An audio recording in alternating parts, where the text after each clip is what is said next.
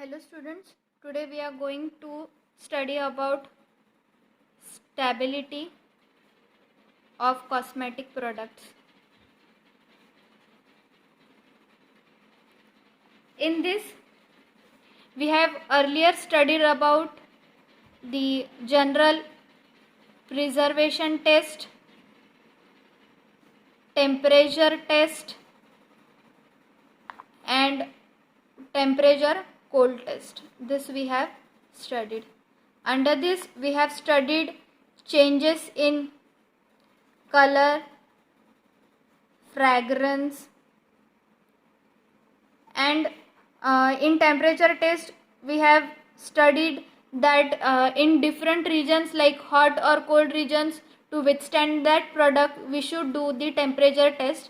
Then we have also seen photostability test, then physiochemical test in which you can check the pH and viscosity of the product. Here viscosity will show the flow properties of that product, of that liquid. We will study rheology. Under this, instrument used is a Brookfield viscometer. Then we have also studied testing for containers like aerosol containers, in which we have seen corrosion test, leakage test, breakage test, and likewise. Now, next important part it is stability of cosmetic agents and test methods, in which first is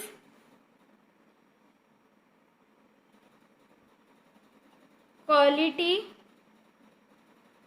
assurance for pharmaceutical agents in cosmetics. Now, some pharmaceutical agents get easily degraded by the atmospheric oxygen, and they are often chemically unstable compounds. For example, vitamin A, B, B2, B6, C, etc. ये सारे जो vitamins कैसे हो सकते हैं, unstable हो सकते हैं. देन ऑक्सीडेशन का प्रॉब्लम इसमें क्रिएट हो सकता है. अगेन दी लाइट, हीट, ये सारे इफेक्ट कर सकते हैं आपके प्रोडक्ट को. इसीलिए हम लोगों को ऐसे अनस्टेबल प्रोडक्ट्स जो अनस्टेबिलिटी करते हैं आपके कॉस्मेटिक प्रोडक्ट में, उसको चेक करना बहुत ज़रूरी है. इसीलिए हम लोग अलग अलग टेस्ट जो है वो करते हैं, ताकि हमको पता चले कि चेंज इन पीएच जो उसकी बेसिक है प्रॉपर्टीज़, चेंज इन विस्कोसिटी, या फिर कोई टर्बिडिटी तो नहीं है प्रोडक्ट में. वो ये सारी चीज़ें हम लोगों को चेक करनी होती है. अगेन ये सारी चीज़ें हम एक्सीलरेटेड स्टेबिलिटी टेस्ट, मतलब ही अलग अलग टेम्परेचर पे जो आप प्रोडक्ट आपका रखते हो, like 45 degree Celsius room temperature, मतलब ये RT, और 4 डिग्री सेल्सियस पे जो टेम्परेचर डिफरेंस में आपका प्रोडक्ट रखते हो, उस पर से भी आप हिसाब लगा सकते हो कि आपका प्रोडक्ट कितना वर्कआउट कर रहा है. देन जैसे कि आप ये 6 महीने के लिए कर लो, या 3 मंथ के लिए कर लो, या आप जो है अगर कोई रॉ मटेरियल कंपनी है तो आप इसे 1 महीने तक परफॉर्म कर सकते हो. देन इसको हम ह्यूमिडिटी चैम्बर में रख के इसका ह्यूमिडिटी परसेंटेज जो है रिलेटिव ह्यूमिडिटी एडजस्ट करके उस हिसाब से भी हम चेक कर सकते हैं कि इसकी स्टेबिलिटी किस तरह से वर्क हो रही है, ये प्रोडक्ट इनस्टेबल तो नहीं है. देन अगेन सिर्फ कोई कॉस्मेटिक प्रोडक्ट का स्टेबिलिटी करना ही इम्पोर्टेंट नहीं होता है. कोई भी आपका बेस प्रोडक्ट जो होता है उसकी स्टेबिलिटी भी जो है आपको ज़रूरी हो जाती है. क्योंकि अगर आपका बेस स्टेबल है तो ही आप एक अगले स्टेप पे जा सकते हो जहाँ पे आपका एक्टिव इंग्रेडिएंट ऐड होना होता है। बिकॉज थिंग इज कि you don't know, it is again a question कि आपके इस बेस में ये एक्टिव इंग्रेडिएंट प्रॉपरली स्टेबल हो पाता है कि नहीं, ये जो चीज़ है ये क्वेश्चन मार्क रहती है। इसीलिए आपके बेस मतलब ही आपके जो भी रॉ मटेरियल्स होंगे उनकी स्टेबिलिटी, उनका टेस्टिंग सर्टिफिकेट आपके पास होना बहुत ज़रूरी है। तो राइट फ्रॉम 1 to 100 आपको हर चीज़ की स्टेबिलिटी पता होना ज़रूरी है। ये हम सारी चीज़ें जैसे कि फॉर एग्ज़ाम्पल मैं आपको बताती हूँ कि कोई इमल्शन प्रोडक्ट है, इमल्सिफिकेशन यहाँ पे हो रहा है। अब ये सिस्टम कैसी है, थर्मोडायनेमिकली अनस्टेबल सिस्टम है, क्योंकि हम यहाँ पे ऑयल और वाटर को मिक्स करने की कोशिश कर रहे हैं, बट बिकॉज यहाँ पे इनका मिक्सिंग नहीं हो पा रहा है because of the interfacial phenomena, तो आप लोग क्या करते हो, इसमें इमल्सीफाइंग एजेंट या फिर आप जिसे इमल्सीफायर बोलते हो वो आप इसमें ऐड करते हो ताकि इनकी एक दूसरे में सोल्यूबिलिटी प्रॉपरली हो पाए। ठीक है, तो अभी क्या होता है, ये सिस्टम में अलग अलग प्रकार की इंस्टेबिलिटी ऑकर हो सकती है, जैसे कि क्रीमिंग हो गया,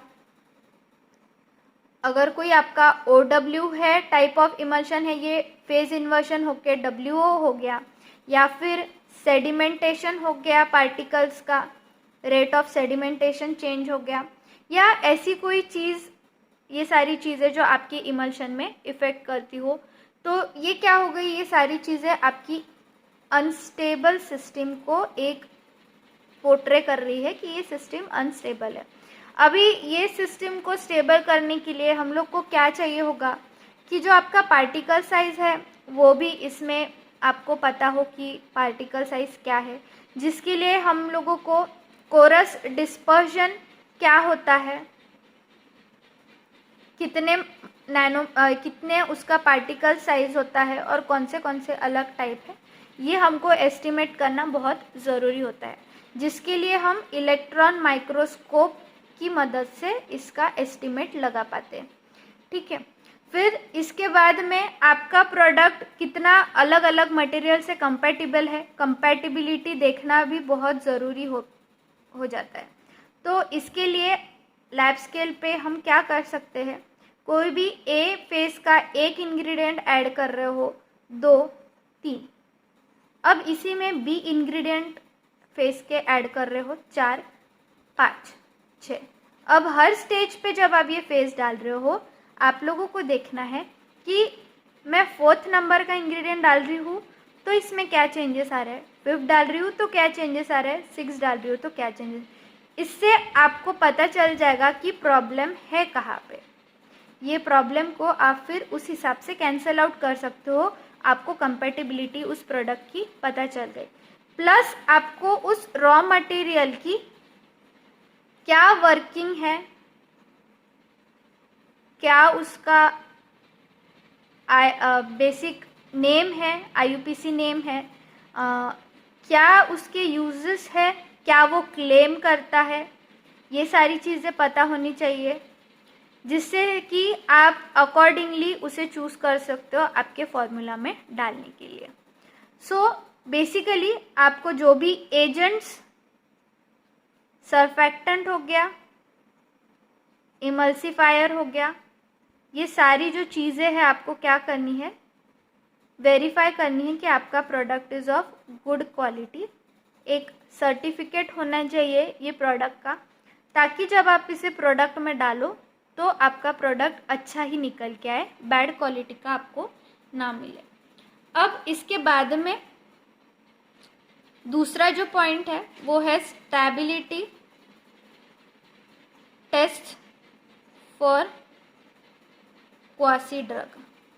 ये जो ड्रग होता है ये somewhere lie between a cosmetic and a pharmaceutical, ये ऐसा प्रोडक्ट होता है। मतलब कोई भी, चाहे वो कोई कॉस्मेटिक प्रोडक्ट है जिसमें थेरापेटिक वैल्यू है, ऐसा कोई प्रोडक्ट, कॉस्मेटिकल बोल लो, जो आजकल बहुत ट्रेंड में है, जिसमें आपको वो प्रॉपर्टी मिलती है कि ये कोई चीज़ को, पिंपल्स, एक्ने, ये सारी चीज़ों को हील कर सकता है, तो उसे हम बोलेंगे क्वासी प्रोडक्ट।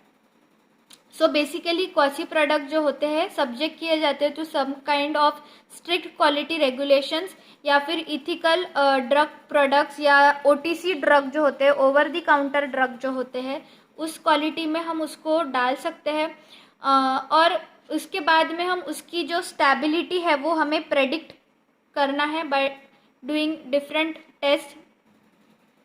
हम लोगों को उसकी स्टेबिलिटी मेजर करना है, तो हम उसको 50 डिग्री या हायर टेम्परेचर्स पे उसको रख सकते हैं। मोर ओवर जो उसके रिकॉर्ड्स हो गए related to the quantity testing हो गए, या फिर और कोई टेस्टिंग मेथड जो आपके प्रोडक्ट के लिए ज़रूरी है वो आप कैरिड आउट कर सकते हो। देन कम से कम 5 ईयर्स के लिए आपको उसे रखना है, तब तक के आपको उसका अप्रूवल जब तक के नहीं मिलता तब तक के आपको रखना है। आपको उस अप्रूवल के लिए रिक्वेस्ट करनी है, and it is best if inspection and quality control sections establish किए गए हैं to control the records from the selections with responsibility for formulating and analysis. जितना ही आपका फॉर्मुलेटिंग इम्पॉर्टेंट है उतना ही आपका स्टेबिलिटी करना प्रोडक्ट की ही इम्पॉर्टेंट चीज़ है, क्योंकि you are claiming here therapeutic value. So इसका आपको अप्रूवल होना बहुत ज़रूरी है। You can't just go and claim that your product have this therapeutic value and this can clear this type of blemishes, skin blemishes या और कोई problems है। So for this kind of quasi drugs आप लोगों को इसकी stability testing करना ज़रूरी है। देन नेक्स्ट जो आपका आता है वो है स्टेबिलिटी ऑफ द मास,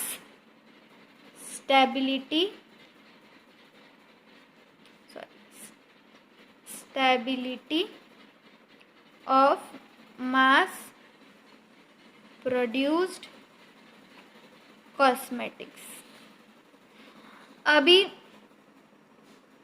आप कोई भी प्रोडक्ट अगर बनाते हो तो हम उसे अलग अलग बैचेस में लेते हैं। जैसे कि आपने कोई क्रीम बनाया है तो आप उसको ए बैच बनाओगे, बी बैच बनाओगे, सी बनाओगे, डी बनाओगे, ई बनाओगे, ठीक है। ऐसी सो ऑन जब तक कि आपका प्रोजेक्ट चल रहा है तब तक के। सो बेसिकली फॉर एग्जांपल मैं यहाँ पे बता रही हूँ, कोई क्रीम बना रहे हो, ये आपकी बैचेस हो गई, जैसे कि आप बोलते हो ये आपके हो गए प्रोटोटाइप्स, इसे हम कहेंगे प्रोटोटाइप्स। और इनकी स्टेबिलिटी जो हम R&D लेवल पे करते हैं उसे हम लोगों को इस स्टेज में मास प्रोड्यूस्ड कॉस्मेटिक स्टेबिलिटी में लेना है। अभी मास प्रोड्यूस्ड स्टेबिलिटी में क्या हो सकता है कि इन एनी स्टेज आपको सेपरेशन दिख सकता है, या फिर डिजायर्ड विस्कोसिटी या कलर शेड जो है आपको अचीव नहीं हो रहा है। ऐसे प्रॉब्लम आपको मास प्रोड्यूस्ड कॉस्मेटिक्स में आ सकते हैं। देन इसके लिए आपको क्या इम्पॉर्टेंट है कि आप अटेंशन दें, आपके आइटम्स जो भी है उनकी क्वालिटी को अश्योर करना। आइटम्स मतलब आपके जो भी रॉ मटेरियल है उनका प्री में क्वालिटी अश्योरेंस है या नहीं है, चेक है या नहीं है, यह आपको अश्योर करना बहुत ज़रूरी होता है जब भी आप एक पायलट प्लांट प्रोडक्शन के लिए जाते हो, ठीक है। उसके पहले, पायलट प्लांट के पहले हर कोई प्रोडक्ट जो है वो आपका लैब स्केल पे बनता है, उसके बाद ही ये प्रोडक्शन स्टेज पे जाएगा। देन आपका कोई भी रॉ मटेरियल का एक लॉट है, ठीक है, एक विंग से एक बैच आ रही है, दूसरे विंग से दूसरी बैच आ रही है, तो हर लॉट जो है निकल रहा है रॉ मटेरियल का जो आपको मिल रहा है सप्लाई, उसकी क्वालिटी में वेरिएशन नहीं होना चाहिए, ठीक है। That should be of good quality.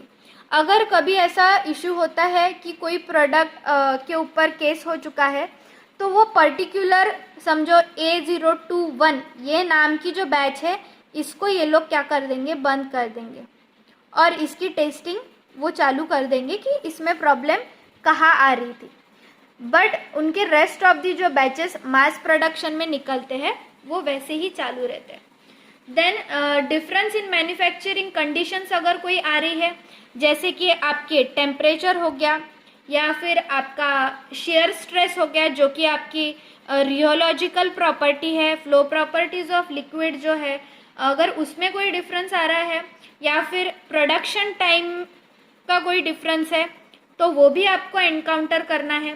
Then आपका प्रोडक्ट का जो सीक्वेंस है, आप रॉ मटेरियल का जो सीक्वेंस डाल रहे हो, अगर वो भी गलत हो रहा है तो ये भी आपका स्टेबिलिटी का प्रॉब्लम हो सकता है। So minute of the minute thing can be creating problem in your cosmetic product. तो आप लोगों को क्या करना होता है कि ये सारी चीज़ें, जैसे टेम्परेचर मेंटेन है कि नहीं, इसकी हम लोग इसको रोटेट कर रहे हैं अंडर द स्टरर, तो शेयर स्ट्रेस जो है इसका कैसे वर्क कर रहा है, हम लोग को यील्ड कैसे मिल रहा है, ग्राफ कैसे मिल रहा है, इसका फ्लो कौन सा है, न्यूटोनियन नॉन न्यूटोनियन, ये सारी चीज़ें हमको नोट डाउन करनी होती है। देन प्रोडक्शन टाइम जो आपका है, प्रोडक्शन टाइम कितना ले रहा है, कितने देर में बन रहा है, इससे ज़्यादा अगर वक्त लगता है तो ऑटोमेटिकली आप समझ जाओगे कि कहीं ना कहीं उस रॉ मटेरियल जो आपने डाला उसमें इशू है, या फिर जो आप प्रोसेस कंडक्ट कर रहे हो, जो सीक्वेंस आप डाल रहे हो, उसमें प्रॉब्लम है। सो इनिशियल लेवल पे बहुत से साइंटिस्ट करते हैं ऐसा कि कोई प्रोडक्ट अगर वो लैब स्केल पे बना रहे हैं, जो हम उनको पायलट पे भेजना है, तो उसका वो टाइमिंग देख लेते कि ये 30 मिनट्स में बनता है, 40 मिनट्स में बनता है। तो ये सारी चीज़ें वो बाद में एनकाउंटर कर सकते कि प्रोडक्शन पीरियड क्यों डिले हो रहा है, क्यों इसमें प्रॉब्लम आ रहा है।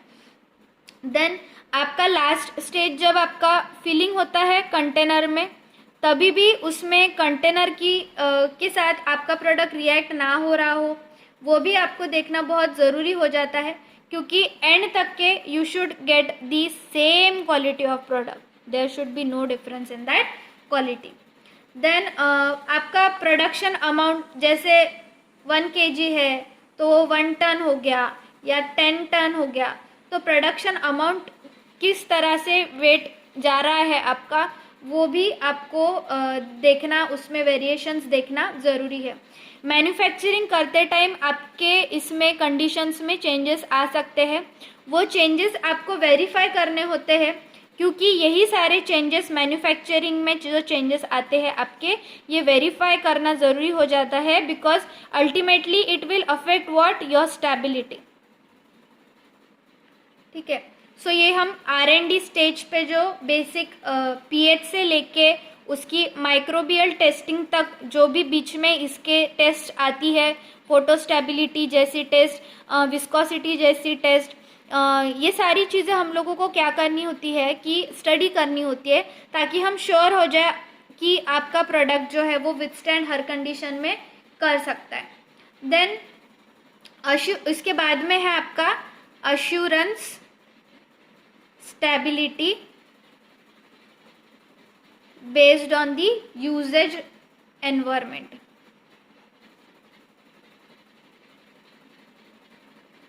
Based on the usages environment, जैसे कि पहले मेंशन किया गया है, the stability of cosmetic product must match the anticipated usages requirement, जिसके वजह से आप क्वालिटी को अश्योर कर सकते हो।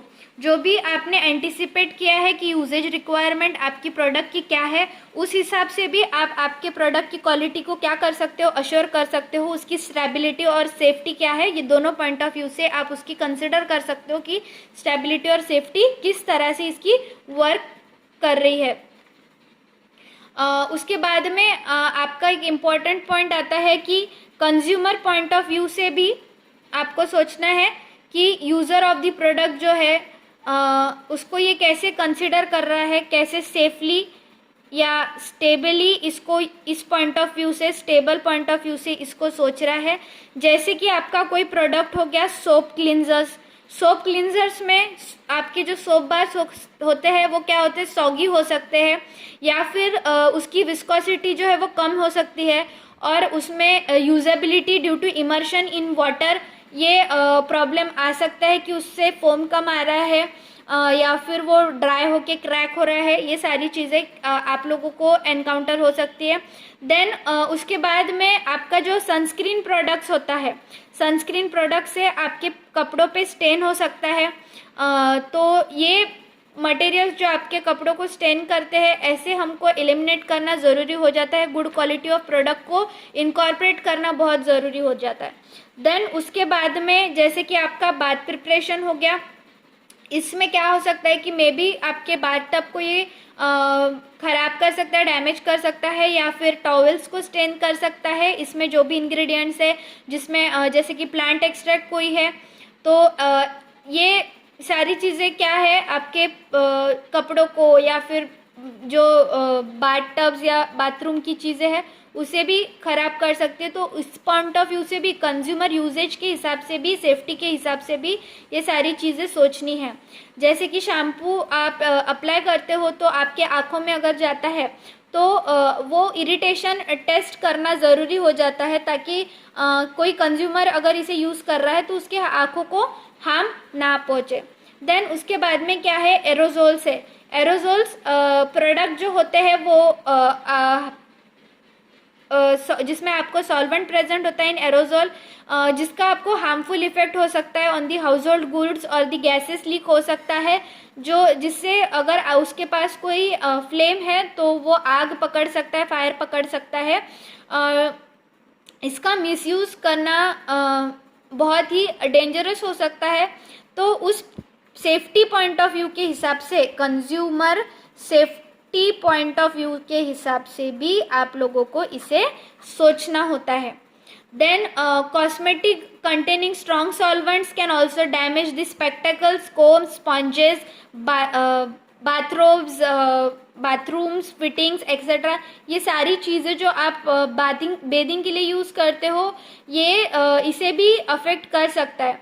देन हेयर कलरिंग प्रोडक्ट है तो यूजुअली वो स्टेन करेगा हाथों को, टॉवेल्स को, बाथरूम फिटिंग्स या एक्सेसरीज जो भी आपकी है उसे अफेक्ट कर सकता है। तो ये स्टेन ना करे, इसके लिए भी आपको वो प्रोडक्ट डेवलप करना चाहिए कि ये भाई स्टेन नहीं करेगा। दूसरी एक चीज़ हो जाती है कि आप जैसे कोई और इजीएस्ट मेथड आप बताओ कंज्यूमर्स को जिससे उनके हैंड्स स्टेन ना हो। ठीक है, सो ऑल दिस पॉइंट मतलब बहुत ही छोटे छोटे पॉइंट्स हो गए, या फिर major points like microbiological test हो गए, या फिर इरिटेशन टेस्ट जो हो गए, ये सारे आपको करना ज़रूरी होता है। Basically from 0 to 100 you have to make sure कि आपका प्रोडक्ट जो है वो हर स्टेबिलिटी के ऊपर खरा उतर रहा है कि नहीं उतर रहा है। So this is all about stability in stability related to the cosmetic products, and some of the quasi products which have the both cosmetic and the pharmaceutical properties lie between both these categories like cosmeceutical products. So this is here this chapter ends. Thank you.